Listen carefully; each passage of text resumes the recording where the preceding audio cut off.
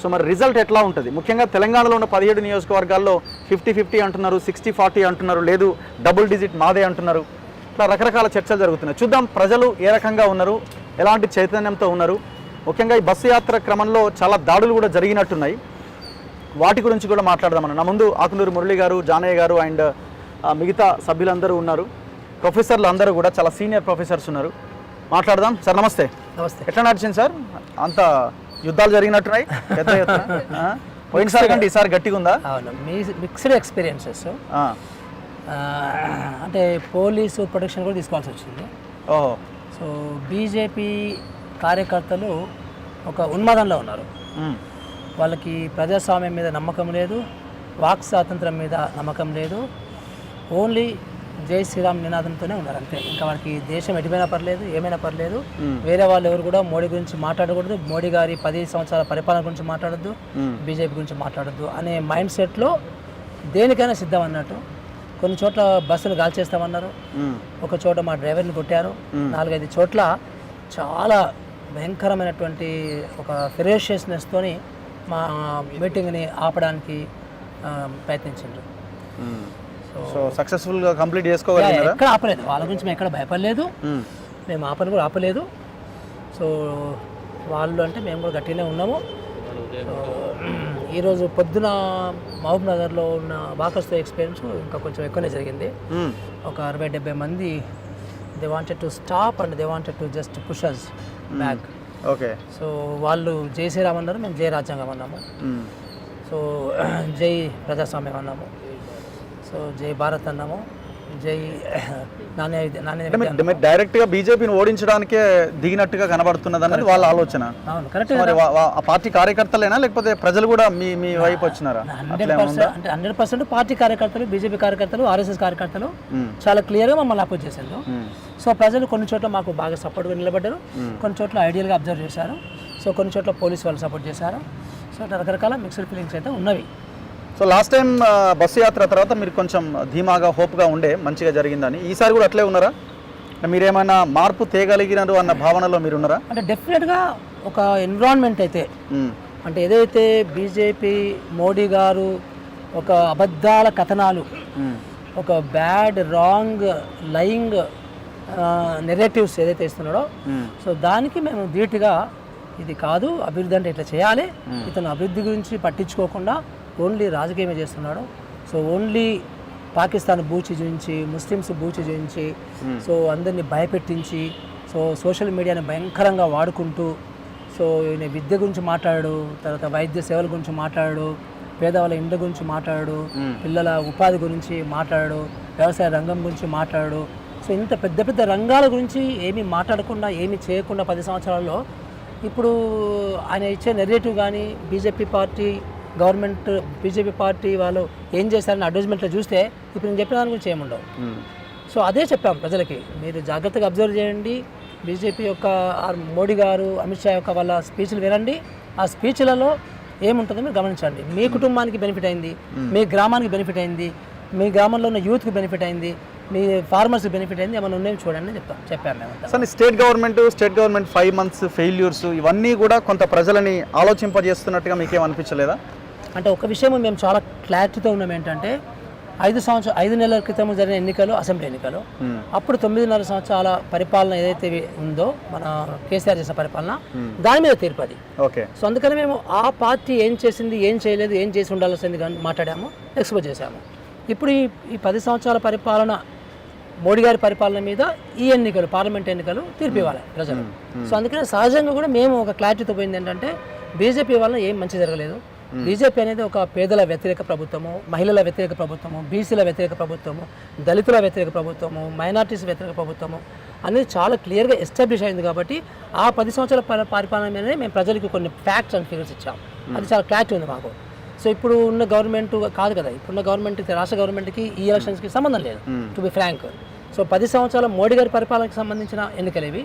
So అందుకే మేము దాని మీద కాన్సన్ట్రేషన్. సో మీరు బీజేపీ బలంగా ఉన్న నియోజకవర్గాలను మీరు ఎంచుకున్నట్టున్నారు, అంతే కదా? అంటే మేము 17లో ఇప్పుడు మేము ఓల్డ్ సిటీ పోయి చేసింది ఏం లేదు కదా, మల్కాజ్గిరి టూ బిగ్, అక్కడ కూడా మా ఎఫెక్ట్ ఉండదు డెఫినెట్గా. ఇట్లా కొన్ని అవాయిడ్ చేస్తాం. Okay. It is not that only BJP strong అని కాదు, కానీ కొన్ని మనం చేయాల్సిన అవసరం లేదు అని వదిలిపెట్టేశాం. ఓల్డ్ సిటీకి ఎందుకు పోలేదన్న క్వశ్చన్ బీజేపీ వాళ్ళు అడుగుతారు కదా, అక్కడ అది కూడా మీరు అంటున్న మతము, మీరు అంటున్న దీని మీద మాట్లాడుతున్నారని. మేము అనుకున్నది మాకు 11 days programme. Okay. So 11 days programme చేద్దాం అనుకున్నాము. 1st నుంచి 11th వరకు చేస్తాము, ఈ రోజు వరకు లాస్ట్ ఈరోజు. సో దీన్ని ఒక ఎఫెక్టివ్గా మా టైంని కానీ, మా రీసోర్సెస్ని కానీ, మా ఎనర్జీని కానీ ఎఫెక్టివ్గా వాడుకోవడానికి మేము 11 నియోజకవర్గాలు అనుకున్నాం. ఎన్ని సీట్లు వస్తాయని అనుకుంటున్నారు, అంటే ఓవరాల్గా కాంగ్రెస్, బీజేపీ అండ్ బీఆర్ఎస్? అంటే టు బి ఫ్రాంక్ నేను సెఫాలజిస్ట్ కాదు మీరు, కానీ సెఫాలజిస్ట్ పని అది నా పని కాదు. మా పని అంతా కూడా బీజేపీ చేసిన పిచ్చి కథనాలు, బీజేపీ చెయ్యని అభివృద్ధి గురించి దాని మీద ఫోకస్ చేస్తాం మేము, అంతే. కానీ డెఫినెట్గా మాకు బలంగా కనిపించింది బీజేపీ అనేది. నిజామాబాద్లో బలంగా కనిపించింది, ఆదిలాబాద్లో బలంగా కనిపించింది, కొంతమేరకు కరీంనగర్లో బలంగా కనిపించింది. సో టిల్ట్ అవుతున్నారు పబ్లిక్ అన్నది మీకు అర్థమవుతుందా? అంటే రెండు ఆలోచన విధానాలు మారుతున్నాయి, తెలంగాణ ఆలోచన విధానం మారుతున్నది, పబ్లిక్ విధానం మారుతున్నది. ఒక్కటి మాకు అర్థమైంది ఏంటంటే, ఈ ఆర్ఎస్ఎస్ బీజేపీ సోషల్ మీడియాని భయంకరంగా వాడుతున్నది, నంబర్ 1. నంబర్ 2, ఇక్కడ ఒక భయాన్ని క్రియేట్ చేసింది. ఓకే. ఒక భయాన్ని చాలా క్లియర్ క్రియేట్ చేసింది. మేము అదే చెప్పాము, పాకిస్తాన్ అనే ఒక బలహీనమైన దేశము మనకు పోటీలో ఎందులో రాదు. ఓకే. మన మిలిటరీలో పోటీలో రాదు, మన పాపులేషన్లో పోటీ రాదు, మనకు ఉన్నటువంటి యుద్ధ సామర్థ్యం మీద పోటీ రాదు. ఇప్పటికే 2 సార్లు ఓడించిన వాళ్ళని. సో ఎట్టి పరిస్థితుల్లో అంత బలహీనమైన దేశం అనేది మనకు బూచి చూపించి మోడీ గారు భయపెట్టిస్తున్నారు, అది తప్పు అని చెప్పేశాం మేము. ఇంకొకటి, ఈ ముస్లింలకు సంబంధించి మన హిందువులము 100 కోట్ల ఉన్నాము, ముస్లిమ్స్ 22 కోట్ల మంది ఉన్నారు. సో 22 కోట్లతోని మనకు 100 కోట్లకి ఏమి అవుతుంది అనేది ఒకటి చెప్పాము మేము.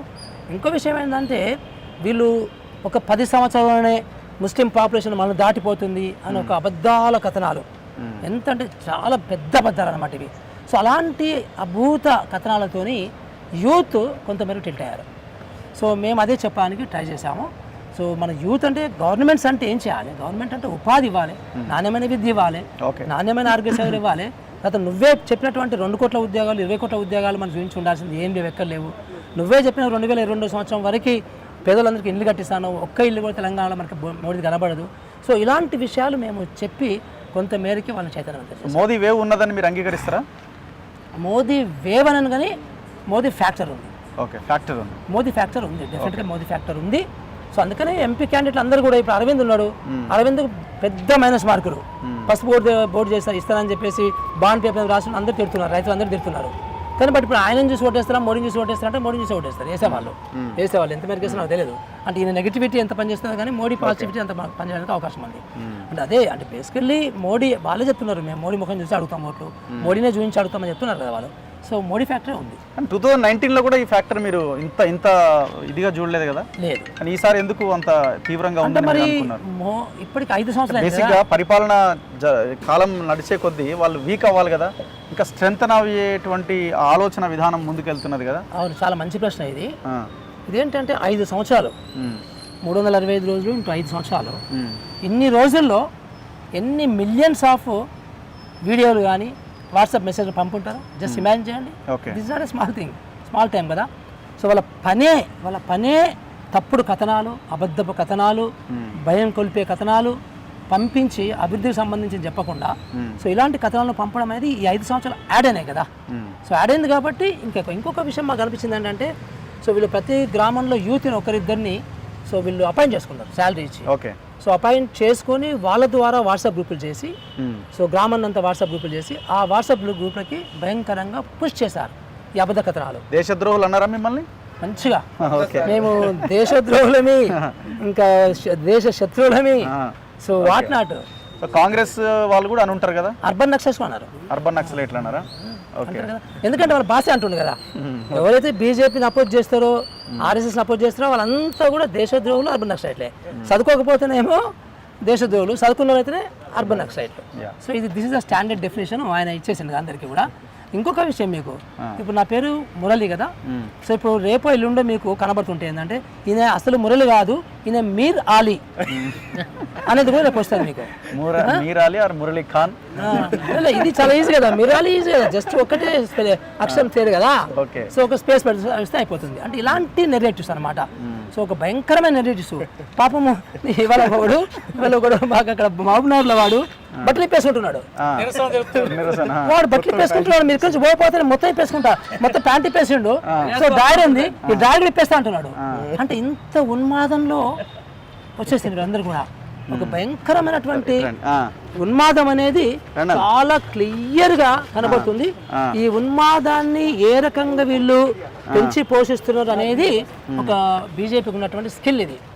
సో బీజేపీ గవర్నమెంట్ కానీ మోడీ కానీ మీరు జాగ్రత్తగా గమనిస్తే మోడీ గారి స్పీచ్లలో ఎక్కడ కూడా గత 10 సంవత్సరాలలో ఏం చేసిండ్రు వాళ్ళు అని చెప్పడు మోడీ.